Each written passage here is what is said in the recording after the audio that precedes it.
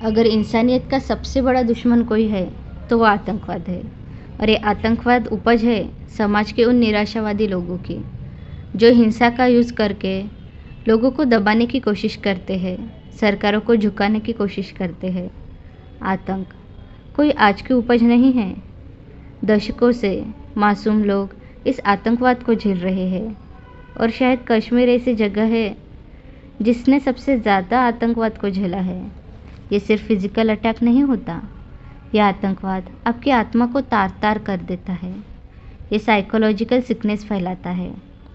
हर देश और प्रांत के लिए उनके बच्चे उनकी सबसे बड़ी संपत्ति होती है, उनका भविष्य होती है।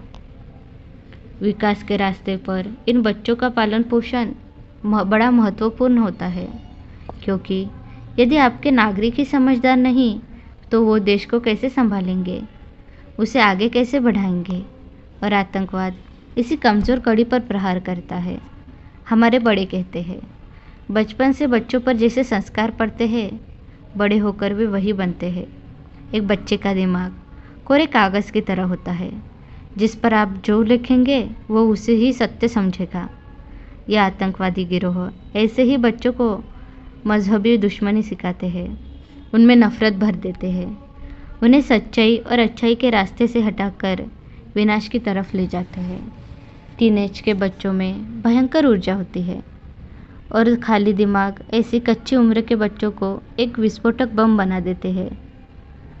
जिस उम्र में उन्हें पढ़ना लिखना था, स्कूल जाना था, उसी उम्र में उनकी छोटी छोटी हथेलियों में कागज़ पेन की जगह बम और बंदूक थमा दी जाती है।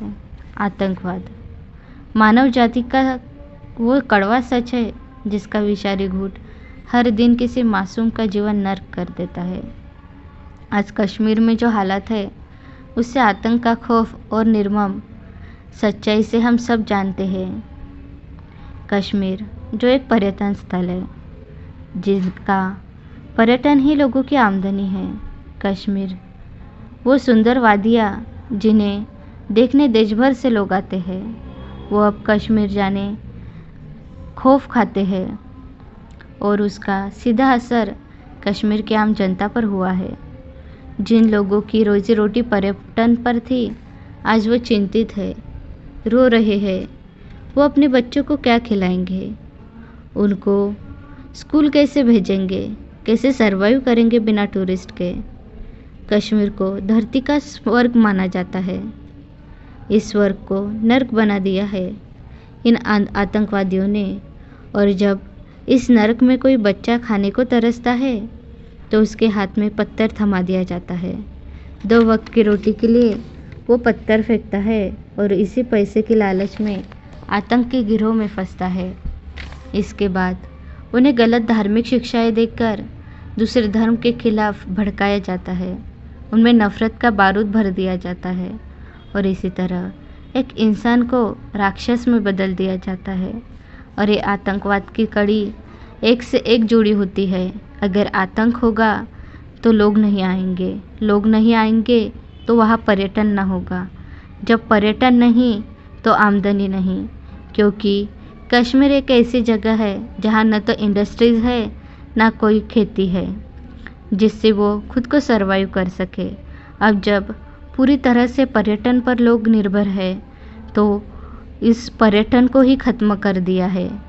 उस पर्यटकों को मारकर अब चाहे कितनी भी कश्मीर की वादियाँ देखने की इच्छा हो पर लोग वहाँ नहीं जाएंगे और इसी तरह वहाँ का पर्यटन ख़त्म कर वहाँ पे आतंक का अपना राज वो बिठाना चाहते हैं।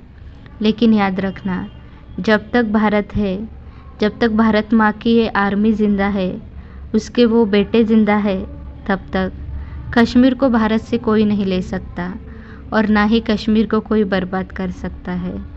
जिस तरह 2019 में हमने कश्मीर को बचाया था, जिस तरह 2016 में कश्मीर को बचाया था, हर उस जंग की तरह जो हमने इतिहास में लड़ी है, चाहे वो पाकिस्तान के खिलाफ हो, चाहे वो चाइना के खिलाफ हो, स्वतंत्र भारत ने हमेशा खुद को मजबूत दिखाया है और पूरी ताकत के साथ वो लड़ा है और इस बार भी हम लड़ेंगे अपनों के लिए, अपने लोगों के लिए, अपने लोगों की उस जान के लिए जो एक निर्मम हत्या कहलाई गई।